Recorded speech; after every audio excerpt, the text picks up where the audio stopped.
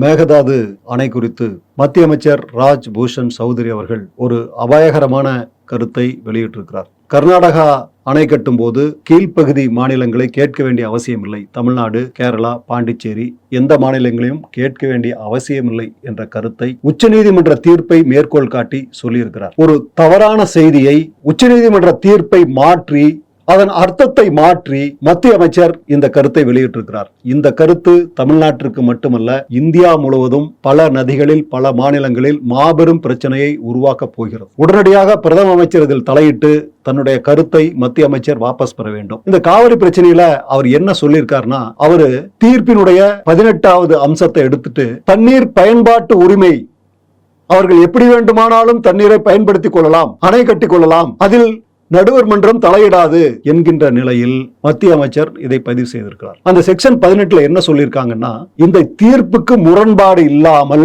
தண்ணீர் பயன்படுத்தும் உரிமையை, அந்த மாநிலங்களுடைய உரிமையை கட்டுப்படுத்தாதுன்னு சொல்லியிருக்காங்க. அப்ப என்னன்னு கேட்டா, தீர்ப்புக்கு முரண் இல்லாமல் என்ற வார்த்தை அங்க வருது. தீர்ப்புக்கு முரண் இல்லாமல் அப்படின்னா அணை கட்டக்கூடாதுன்னு தான் அர்த்தம். ஆனா நீங்க என்ன பண்றீங்க, தண்ணீர் பயன்படுத்தும் உரிமை அவங்களுக்குன்னு சொன்னா அணை கட்டக்கூடிய உரிமையா கொண்டு போயிட்டீங்க. இது மிகப்பெரிய தவறு. சரி, செக்ஷன் 18க்கு பாத்தீங்க, செக்ஷன் 11 பாத்தீங்களா? செக்ஷன் 11ல என்ன சொல்லிருக்காங்க, கீழ்ப்பகுதி மாநிலம் பாதிக்கின்ற வகையில், அவர்கள் நீருக்கு பாதிப்பு ஏற்படுகின்ற வகையில் எந்த நடவடிக்கையும் எடுக்கக்கூடாது என்று செக்ஷன் 11ல சொல்லியிருக்கே. அந்த செக்ஷன் 11 நீங்க ஏன் சொல்லல?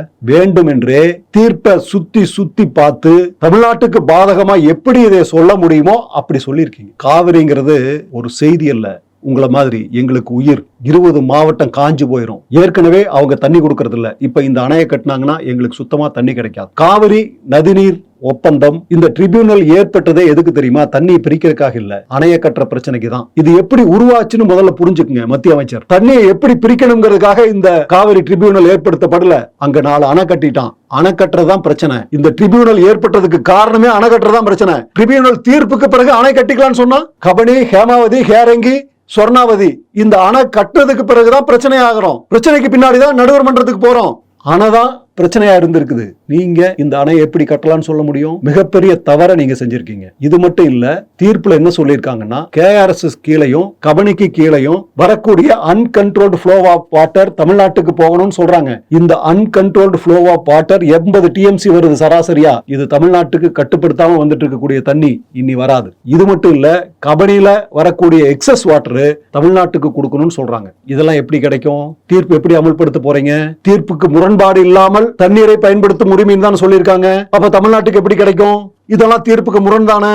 4 TMC பெங்களூருக்கு எடுக்கிறதுக்கு 67 DMCக்கு அங்க அணை கட்டுறதுக்கு நீங்க அனுமதிப்பீங்க. தமிழ்நாட்டுக்கு மிகப்பெரிய துரோகம். தீர்ப்புல அப்படியெல்லாம் சொல்லல.